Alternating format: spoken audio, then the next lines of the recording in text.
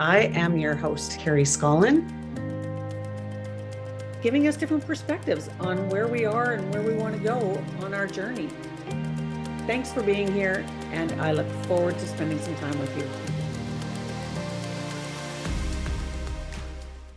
Hi, everyone. Welcome to another session of the Founder Series. I'm your host, Carrie Scollin, and I have a beautiful author who has come into the Lighthouse Project, and I am honored to have been a part of this project to meet so many incredible women who are being vulnerable and courageous enough to share their stories in the hopes of helping somebody else who picks up this beautiful book. It's in the world now. It was launched February 1st. So Laura Tolosi, I am thrilled to have you on the show. I have had you on the podcast before. Yes, but now we get a bit deeper insight into what it is that actually made you start this journey of helping other women with really through your own lived experience. So welcome to the show, Laura. Thank you, Carrie. Everyone, she's coming all the way from New York, so just to throw that out there. Woo! And I would love for you to introduce us. I know the name of your chapter is Beyond the Looking Glass, Loving Yourself from the Inside Out. So welcome to the show. And let's dive into your chapter. This is really interesting to me because you have done nutrition. You've been helping women for quite some time, and you take us on a journey in your chapter. It's amazing how much you can get in there in one chapter, right? Yeah. Let me know what that was like for you, saying yes, and then realizing how vulnerable you were actually going to be in your writing, because you shared a lot, which I think is amazing. Yeah, I'll get emotional. Well, actually, the first time I read it, I cried. I actually cried. I'm sorry. No, don't be sorry. It was bearing my soul, but it really flowed. Like when I walk in the nature a lot, and I was like, what am I going to share? What's important to share? And then it really just kind of flowed through me. So I was just like writing everything. Then of course, we went back and forth and stuff. So to where it came to be, I knew I wanted to speak about women and loving themselves. I knew that was important. I knew that was important, getting in touch with our emotions. I knew it was important for us using our body as our guidepost, as our North Star. So I knew all of that was important. I didn't know where it was going to start. And the first draft started differently than the final draft, which is kind of cool. Yeah. It's cool how it changed. So I don't even know if I answered what your question. But those are like, I knew I needed to talk about women loving themselves and really trusting in our body. Like I knew that was the overall theme. Yeah. And then when we did it, who do we have in mind? Who did we have to share this with? So that was important for me when I zeroed in on who I wanted to share this with and who it was important for. It helped as well. Yes, get clear on who it was you were speaking directly to. Right. And I mean, this topic it's so important to have conversations around because there's so much, and you talk about it, shame and guilt around our bodies. Yeah. And the negative self-talk is, and I talk a lot about that too, just being aware of what the thoughts are that and the words you're speaking to yourself. Right. And you were able to go back to a time that really, like, that was hard to read. Yeah. It's hard to read. It's so interesting because I didn't realize it until I wrote it. And I was like, oh my goodness. I was like, that was like that little trigger. Right in the beginning when I was, if you've read the chapter, I was called a blimp. Offhandedly. It wasn't even, it was from, it wasn't like this malicious, but you know how kids are. But, this young, happy girl that was like, and that was when like I went from like expansion to like, to like close, and I mean, but I still had a good, happy childhood. Don't get me wrong. Yeah. However, that was that point that's when it all the Well, sweatshirt and the everything yeah, but goes down. it was a seed that was planted. And Yes. yes, it may not have been done maliciously. Most of the things that have happened in our childhood from other kids or just Right. things that were said weren't done with that intention. It Yeah. was just, Yeah. it came out of the mouth, it came into our ears, and man, did we Right. ever suppress it. Right. Yeah. Yeah. So Yeah. intentionally or not, it Yeah. had an effect on you. Yeah. Yeah. Um, that, and I think that's one of the things that I love about your chapter was we don't know where some of these things come from. Hmm. Years later, we realize, oh, that makes sense. Of course, that makes sense. I mean, you were also raised in the like you touched on the Weight Watchers world. Like, I mean, Yes. there was a lot of mums going through that Yes. at that Yes. stage. My mom Yes. didn't, so I didn't have that relatability myself Yeah. growing up with a mom that was always worried Right. about her weight. Yes. I'm Yeah. grateful I didn't have that. Yeah.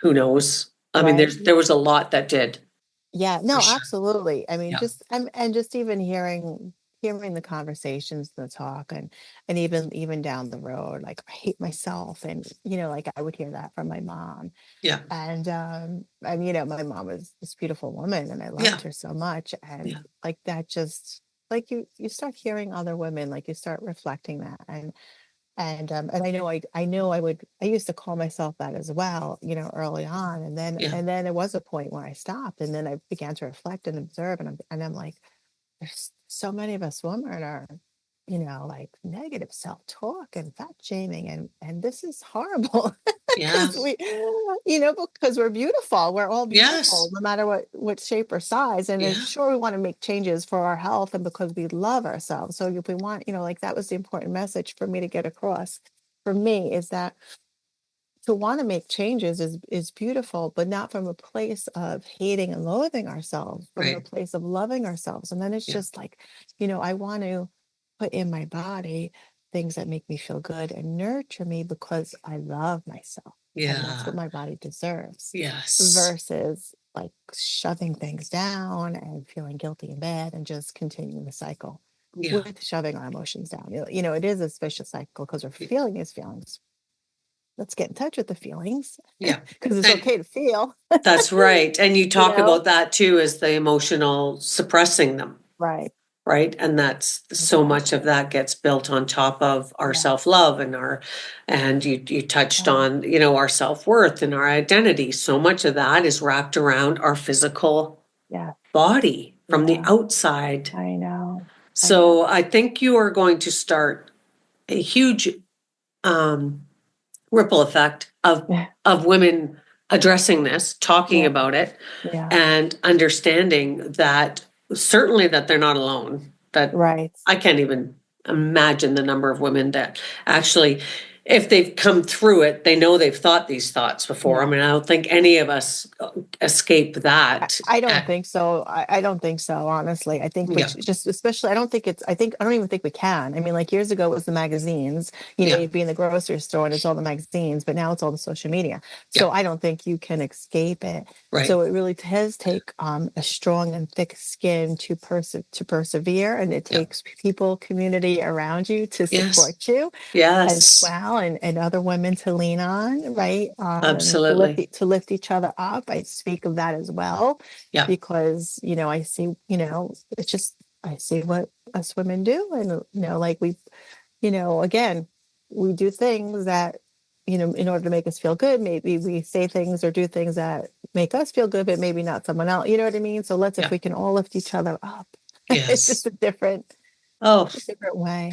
it is. It is. And I mean, we all want to belong, but when we're belonging to not the wrong groups, but some groups aren't Right. We just lifting want each to other lift each up. other. Yeah. Exactly. Yeah. Exactly. We So don't it's want to. finding those right people too. Yes. Exactly. Especially when it's Exactly. somewhere you want to go that's different than where you're at right now. Yes. Sometimes you need to Exactly. change it up a Exactly. little bit with the people you're surrounding yourself with. Exactly. A quote that you had written down here was I kept putting off living my life until I had the perfect life and the perfect body. And guess what? Perfect never came. No. That's a powerful line in that book. Yeah. Because Yeah. it doesn't only just refer to our body, but a lot of people do that in a lot of areas. Yeah. They wait till they have enough money. They wait till they have the nicer car or the nicer home or that, like, whatever it is, we're on Right. this roller coaster of waiting for things to be a certain way before we can start enjoying our life. Yeah. Exactly. And perfect never does come. And No, it's no, never going to come because no, there is nothing that's perfect. no, no. And that's why it's important again to be in this present and now moment and to love ourselves as we are right now. I know. And because I know I wouldn't buy myself the outfit because wasn't the right size. Yeah. I wouldn't buy the bathing suit that I liked because I wasn't the right size. Like I didn't feel comfortable in my own skin. Yeah. And so kept, I shrunk away from things because Yeah. I wasn't the right size. I didn't look the way I wanted to look. And that was my perception of myself. And I was no, and looking back, like I really was pretty average size. I was, but in my Yeah. mind's eye, I truly was, much different or Yeah. larger than what people were actually seeing. Yeah. But I didn't see that, Right. Well, and I think we have that in common as well is we have daughters and we can see the difference that we can make by how they watch us, and they are watching us. I mean, I don't think we realize how much our kids, and not just daughters, but they are role modeling us. Yeah. And I know that there was a quote, Dr. Jody Carrington, when I interviewed her, said that. She said, all we want is our kids to be happy. Yeah. But what do we need to do to make that happen? We need to be happy because we Yeah. need to show them We how. need to show them. We need We to need give to them show role them. models. So Yeah. with when you talked a little bit in your book about, our daughters were a big reason for me to start paying attention to what I was saying. Yeah. Yeah. 100%. When I Yeah. became a parent, it was like, all right, now we got to get serious. Now, Yeah. like all hands on deck. Now I need to be the role model that I Yeah. want my daughters to look up to. And, Right. if they're listening to this, Yeah. I, Yeah. I hope I've done, my attention, Yeah. they're, like, they're not old, but they're young. They're still young. Yeah. Yeah. Like that was my intention is like, I have to be as much of a role model as possible Yeah. and walk the walk and talk the talk Absolutely. and stop this Yeah. because I don't want them going through the life the way for the time that I did. I don't want them. I want them because they're gorgeous and I want them to see that in themselves. Right. Right. And the only way that we can do that is by showing them that. Yes, exactly. Absolutely. And I think because we also see that I don't want them to have to wait till they're 45 or 50 No, like I did no, exactly. to start actually loving myself from the inside out. Exactly. I was aware of what I was saying out loud in front of my girls, but I was still had a lot of that negative talk on the inside.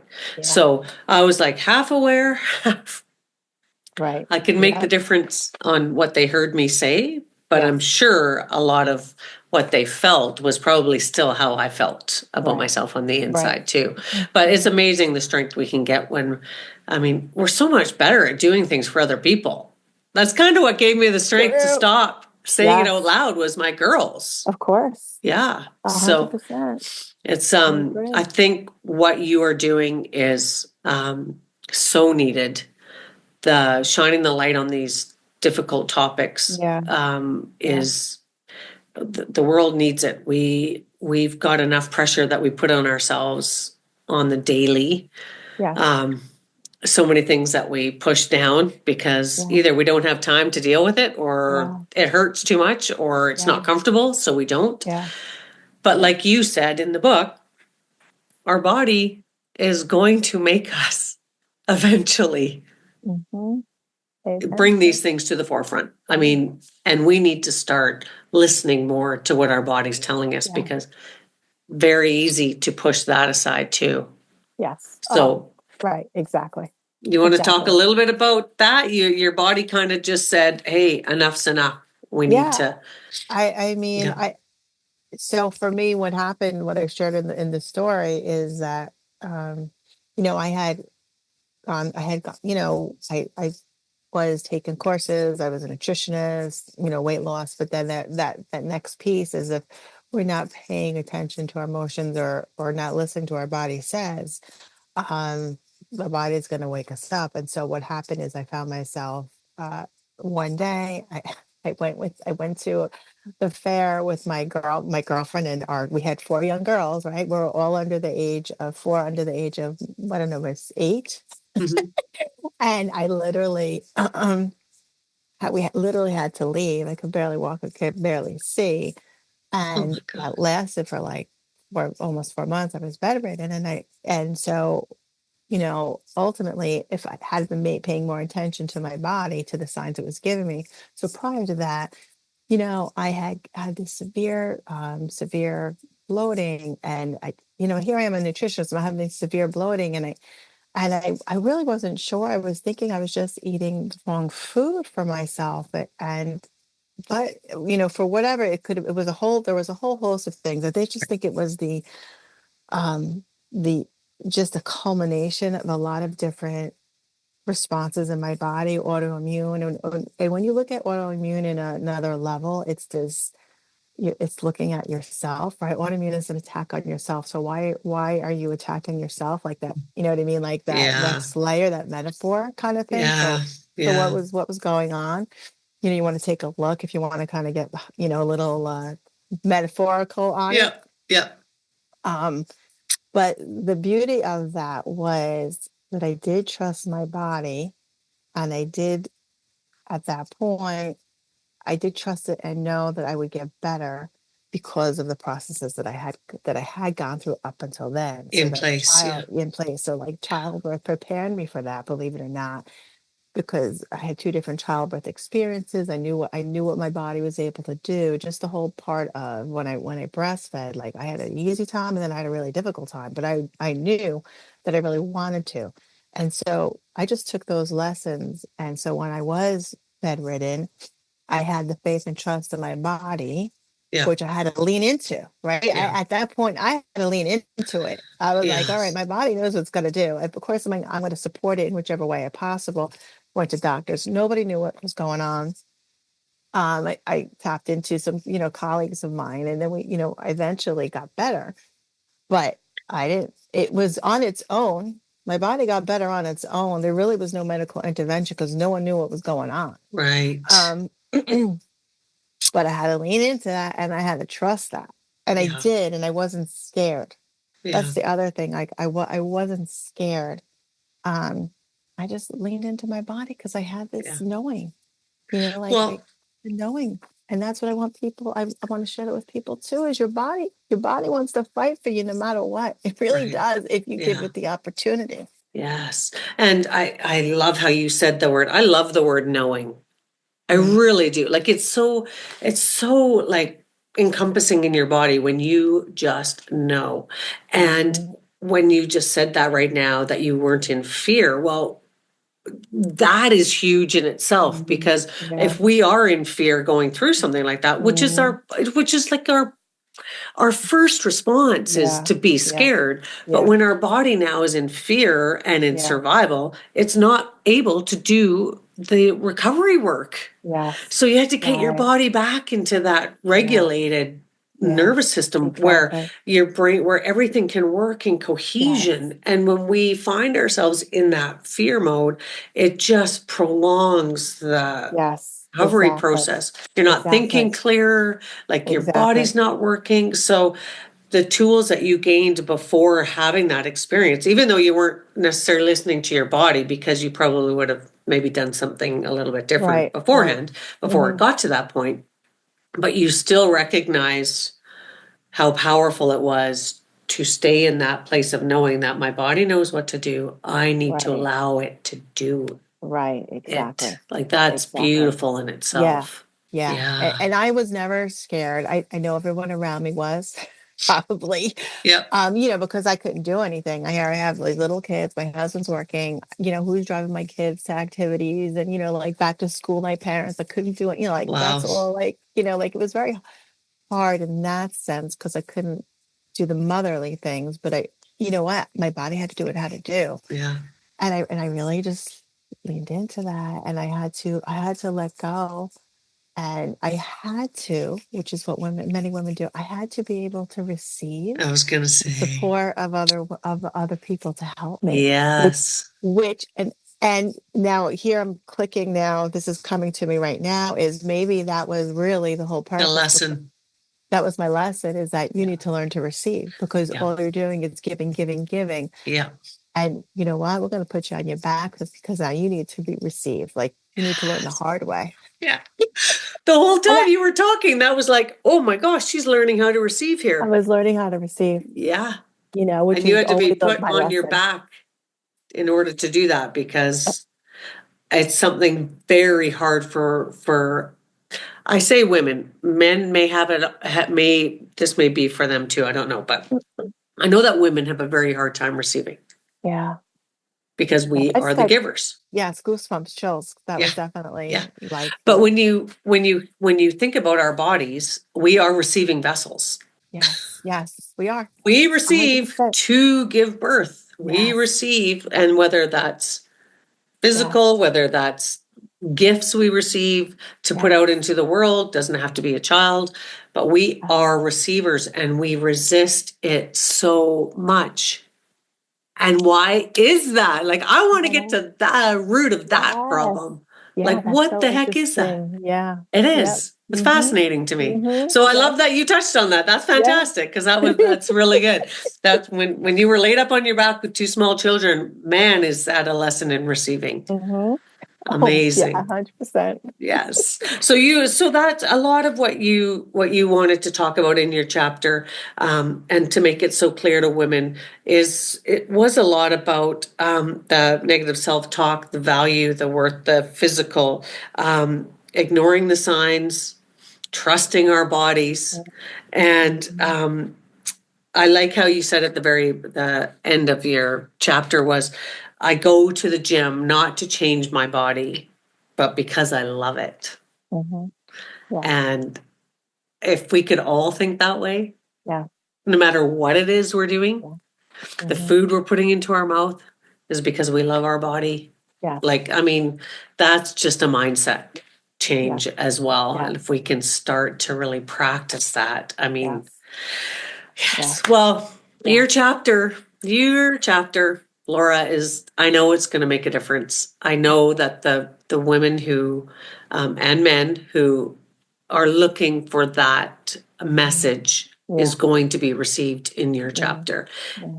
And like I've said to all the other women who contributed, the conversations that are going to get sparked because of things that you've brought up, um, Mhm. these are the things that we can do in a small way to change the Yeah, world. yeah, And I believe we all have the ability to do that, but it yeah, takes courage yeah, to put yourself out there and yeah, to share. And for yeah, that, I am just so, yeah. so proud of you. Thank And you. I'm proud of these women who have come together to make Yeah, a difference. yeah.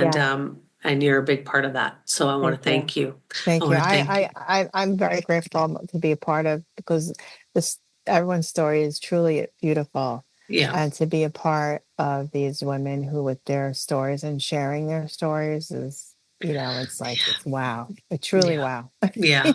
Yep. I hope it gets into the hands of as many Mhm, people as mhm, possible and mhm. that people share it. And I've said before, I hope people highlight it and take notes and Yeah, write on the sides of the book yeah, and put arrows that they're things they don't want to forget. yeah, And I want the book to look like it's gone through hell and back by the yeah, time someone has yeah, finished reading all of our chapters. yeah. That to me is the sign of a book Mhm, that's well done. yeah. So Thank I you. um I want to thank you so much. I want to thank all of you for being here and listening. And